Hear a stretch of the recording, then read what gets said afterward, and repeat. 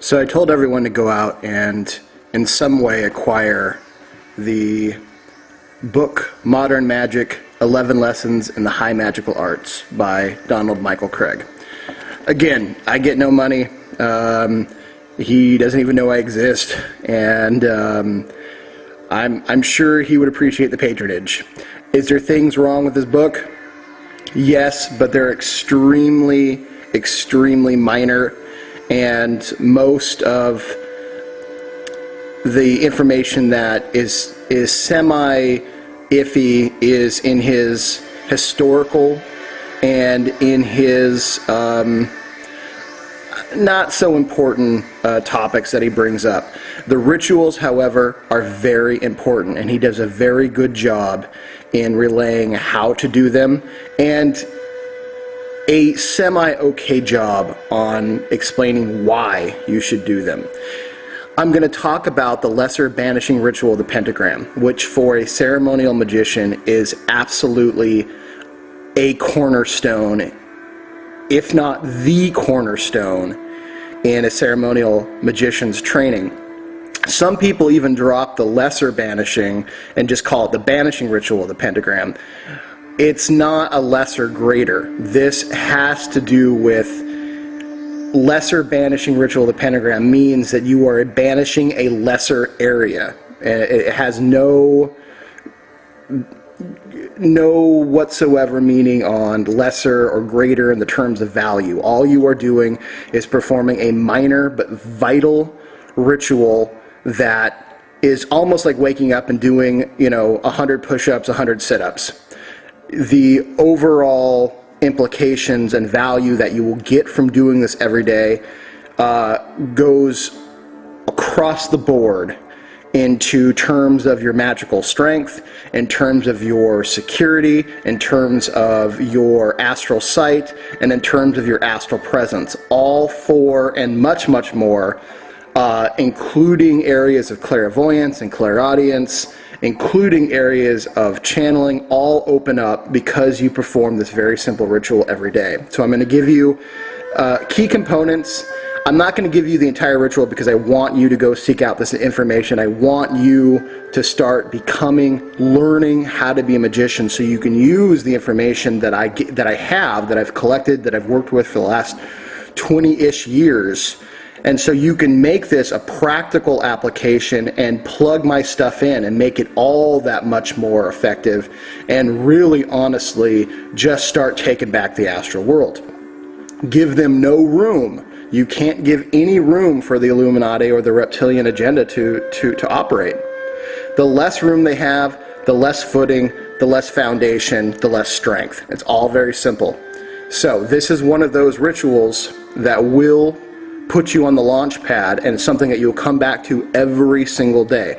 The danger of the lesser banishing ritual of the pentagram is the danger of all other rituals, which is this: the moment you start performing magical ritual, you light up the astral plane. It is a gigantic sign that says, I am developing power. I have power.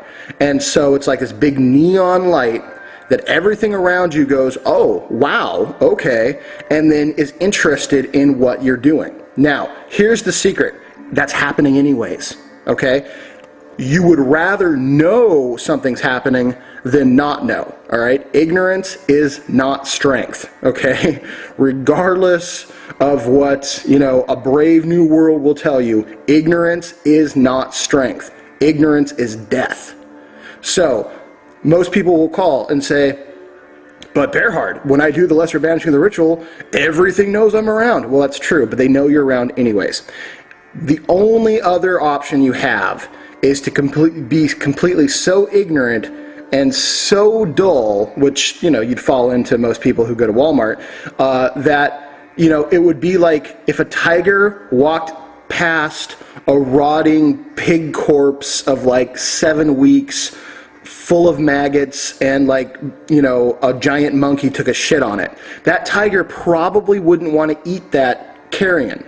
However, translated, that carrion, that pile of disgusting, decaying flesh is what most astral bodies of Americans look like, okay?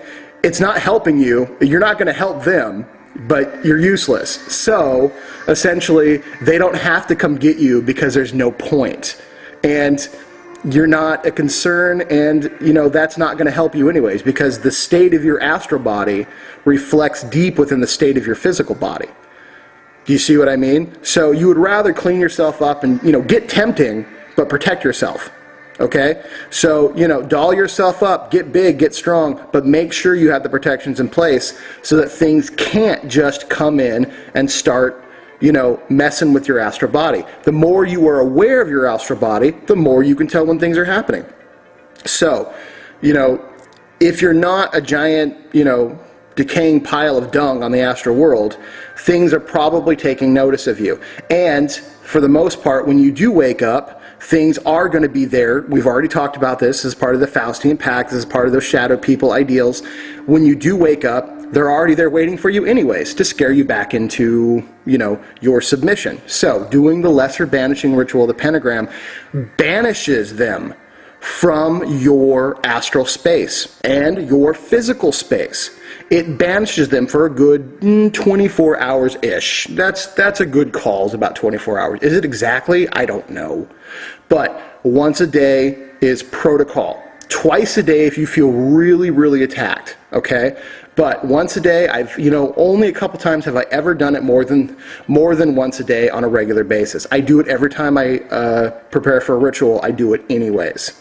But once a day, if I have nothing else going on, wake up, do it, takes me 5 minutes, okay? It banishes those things from your space.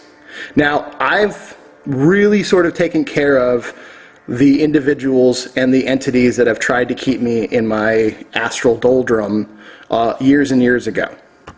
So I do it mainly now just to keep other little things away from me. I don't need, it's like if you rid your town of a bunch of gangsters that, held like a stranglehold on it, that's good. But you don't need anything else creeping back in and eventually growing that strong. So this is kind of what it is. You banish the itty bitty little stuff, and then you can work on the big stuff. Okay?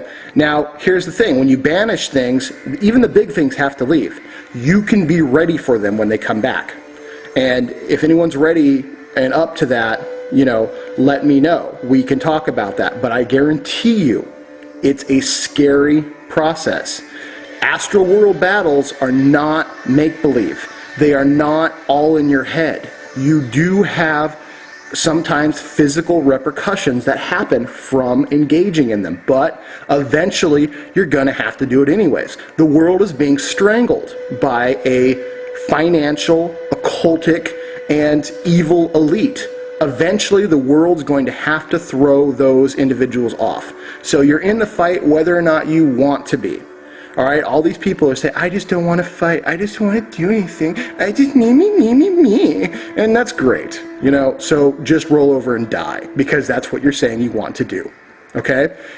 Gone is the day of choosing the side. You are either with it or you're not with it. And that's your choice, obviously. I mean, yes, I guess you are choosing a side, but if you're not in the social elite, you're not going to be part of the social elite. So, think about that. Okay, enough of the rambling. Let's get to the lesser banishing ritual of the pentagram. Lesser banishing of the ritual of the pentagram that I know and from which the book talks about. First, you start with growing your astral body. You grow it past the size of the earth and well within the quiet space of the universe. In fact, you grow it so big that the Earth and the entire solar system beneath you becomes a barely noticeable speck of light.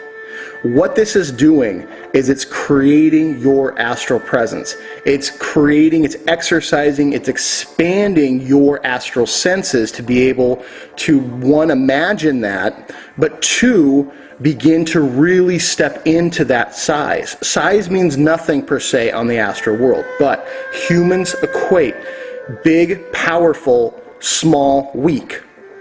That's not always the case, okay?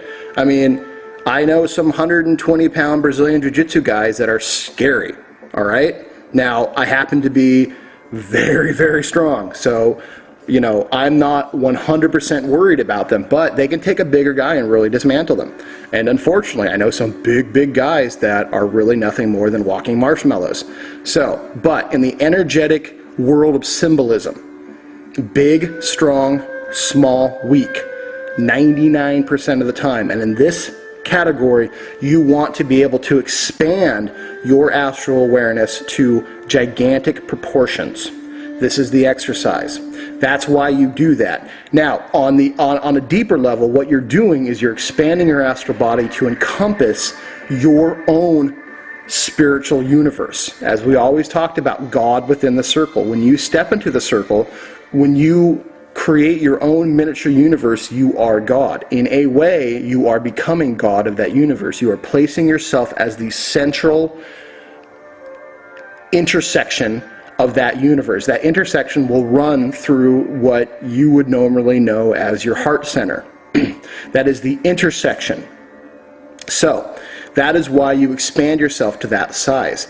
And there's a very quiet stillness that comes from being that big, being in the center of a gigantic, swirling, silent universe. There's a weird sense of power that comes from that. That's also intended for you to experience and for you to meditate on. When you begin to formulate that brilliant sphere of light above your head, that is your own divine spark, your connection to Prime Creator. Really meditate on that too. That is your personal spark. That is what gives you the right to become God of your own circle. There's a big connection with that, and it's real powerful to understand that not only is that Prime Creator, not only is that, within the Tree of Life Kether above you, but that is your own personal spark.